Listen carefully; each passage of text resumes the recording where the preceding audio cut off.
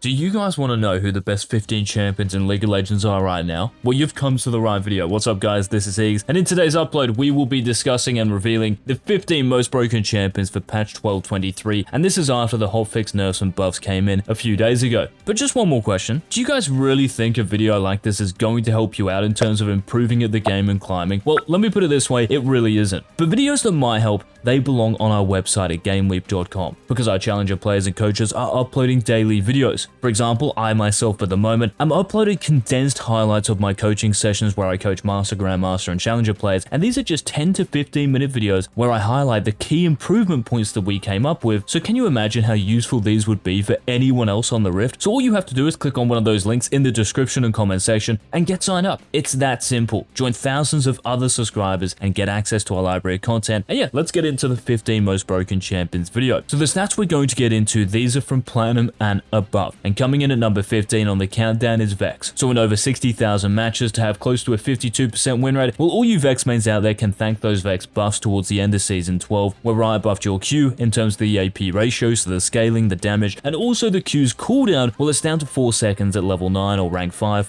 points in your Q. This means that your wave clear, your poke, it is kind of absurd. And I think another big bonus for playing Vex is that, well, you're not like a typical kind of control mage, right? Because of your ultimate, you can surge in there towards enemy champions who are caught out and blow them up. It's still a very effective way to play because so many players in solo queue, especially those below Challenger, okay, are going to be making mistakes over and over again. So as Vex, you can pounce on them and punish their mistake. So if you want a very strong magic damage mid laner, Vex is an excellent choice. Now coming in at number 14, a champion who got hotfix nerfed, this being Nilah. Well, maybe not nerfed, more so changed, maybe. So what Riot have done, they've pretty much just put a lot of crit in your kit, hopefully encouraging you to not go Ravenous Hydra as your first item, which is the build that is absolutely destroying solo queue. Now Nilah's win rate has gone down a little bit since these changes came in, but the best build for this champion is still to get a Ravenous Hydra, followed by a shield bow, and then Phantom Dancer after this. So even though you're not maxing out on crit and not making use of all the new crit in your kit, you're still abusing Hydra. Even though Hydra again got hotfix nerfs, so in terms of the damage from the passive going down, for both melee and ranged champions, Nilah mains are still exploiting this, and her win rate is still above 52% in over 45,000 matches played. So if you want to abuse Hydra and play a 1v9 ADC, Nilah is certainly the champion to pick. Just be a little bit careful in the early couple of levels because you are not Nilah until level 3 onwards. Now coming in at number 13, we have a low elo kryptonite right here, this being Master Yi. And for Master Yi to have close to 80,000 games and a 51.5% win rate with close to a 20% ban rate, the champion has to be considered as S+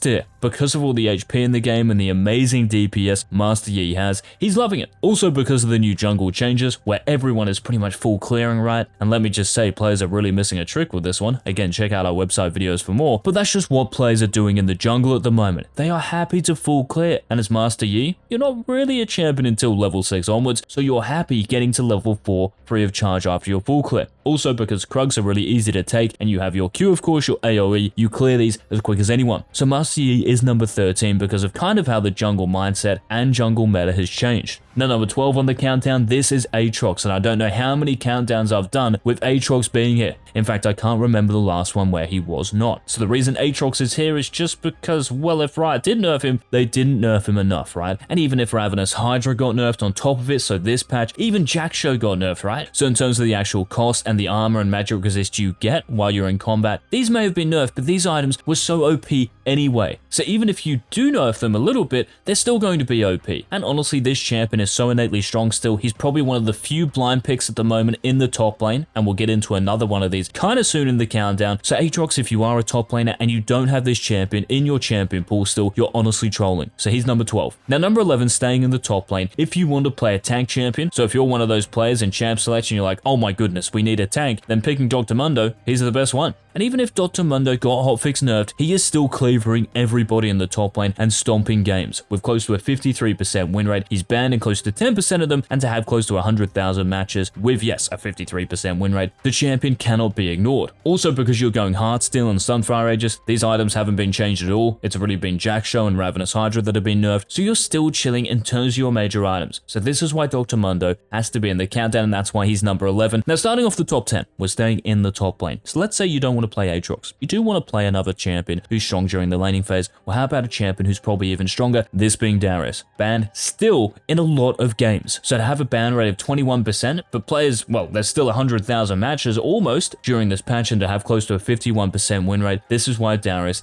is number 10 on this countdown. And because of the meta and how it's changed and all the items, you have so much HP now in the game. Darius himself with the hemorrhage stacking, the conqueror stacking, the low W cooldown, you are still frothing life, and this really changed way back in 12.10. It hasn't really changed that much, and with these new items, like Heartsteel for example, giving more HP, Darius just loves playing against these tankier foes. You can stomp them during the laning phase, and that really goes for most top lane champions. So a bit like AAtrox, if you don't have Darius in your pool, you're really missing a trick. Now coming in at number 9 is one of those Enchantress supports, and you might want to play Nami strictly with Lucian, but I'm saying generally speaking guys, if you want to pick Nami, it's a very wise move. Look at these stats for me. In Platinum and above, in over 150,000 matches, over a 52%er. This is legit. Now let's try to figure out why we think Nami might be broken, because not all the time you're going to play her with Lucian. Well, one of the reasons is because innately speaking, Nami with the low W cooldown, your scaling is very good, right? Once you get to a couple of major items, it's very easy to have an impact in a game, even if you don't win during the laning phase. Also, because lots of champions at the moment, like the big carry champions, are probably actually going to reside in the jungle or top lane because of how Ravenous Hydra is on some of these champions, and because of how good Divine Sunderer and Conqueror might be given the meta at the moment. So even a champion like AAtrox or Darius or Master Yi, Nami might not be like the best enhancer. There might be other supports like a Lulu, but Nami can still do a lot of work, right? Whether it's you using your W on them or your E on them, you can still be very effective. And also your tidal wave and the knockup you have from your Q, these can be very useful and obviously game changing and fight winning. So Nami is one of 2 supports in this countdown. She's number 9. Now number 8 on the countdown, just ahead of Nami, this is Rammus. And the Armadillo, even though he got hotfix nerfed, so your W's cooldown, this has gone up to 7 seconds or 1 second increase. Your W's bonus armor has also gone down to 40, and your W's bonus magic resistance has gone down to 5, leaving you more susceptible to those magic damage picks. But here's the thing, your W doesn't have the self slowing it anymore. Also your ultimate, you're traveling at the speed of light when you actually use it. It's very hard to dodge now for enemy champions. And let me just say this, not just in Platinum and above, right? Normally Rammus is a champion who stomps in low elo, he's still stomping in high elo. Even if we go to Master Plus, you guys can do it. Even if we go to Diamond Plus, the champion still has well over a 50% win rate. So that's why he's got to be S+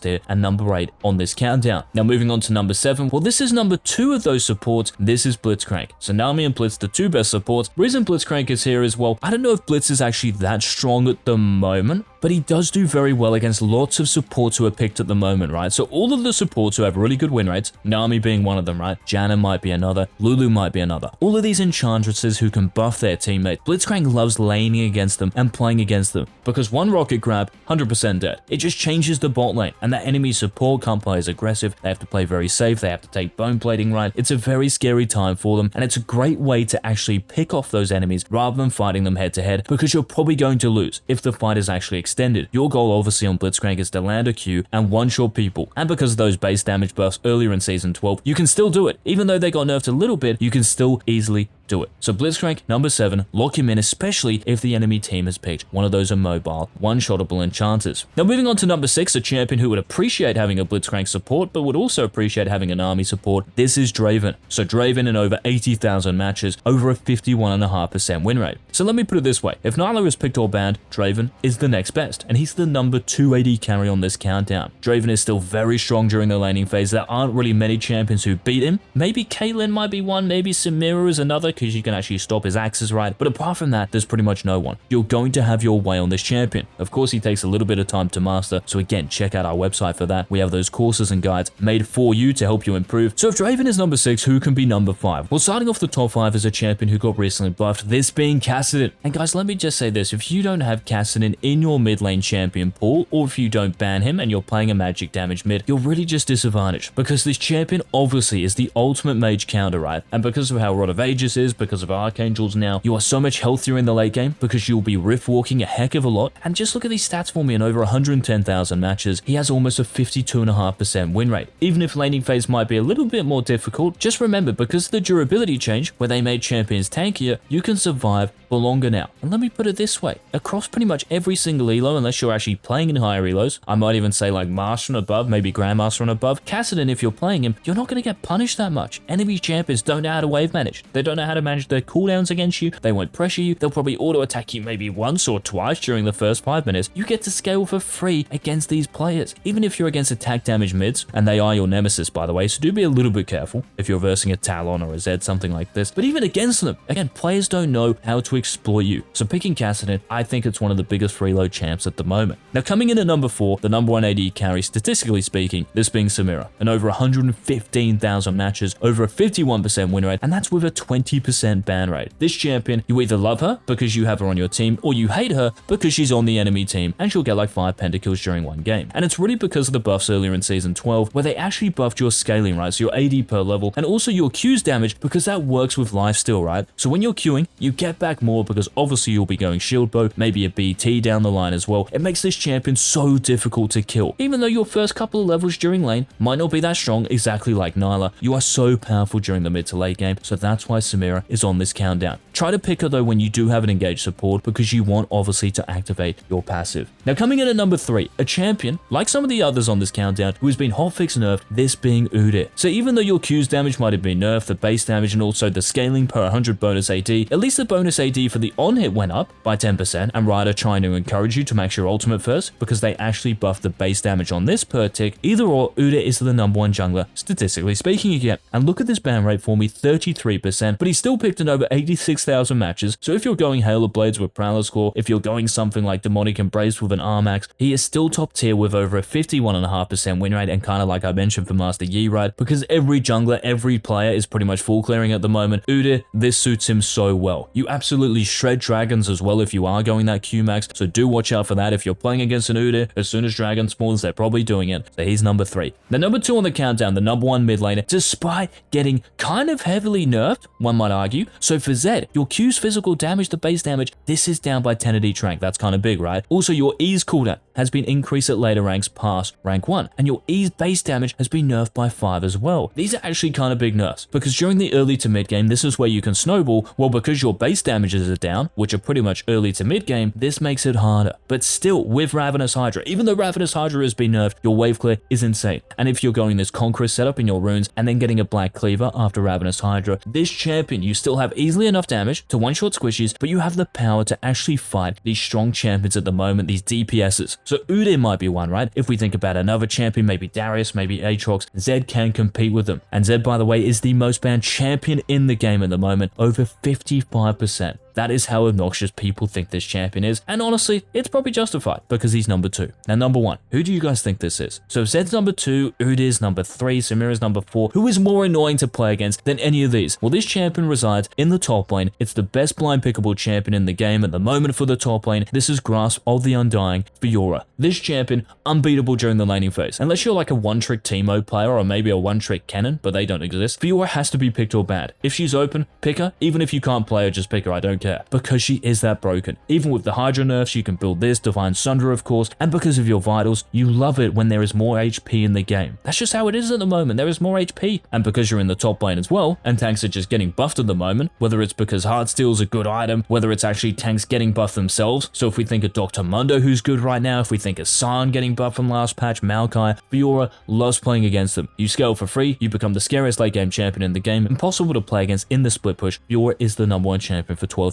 after the hot fixes. So those are the top 15 champions, guys, for this patch. Let us know in the comment section any thoughts, any questions you might have. And of course, if you do want us to continue these videos, leave a like down below, and I will see you in the next Season 13 or Pre-Season 13 upload. This has been a... Peace.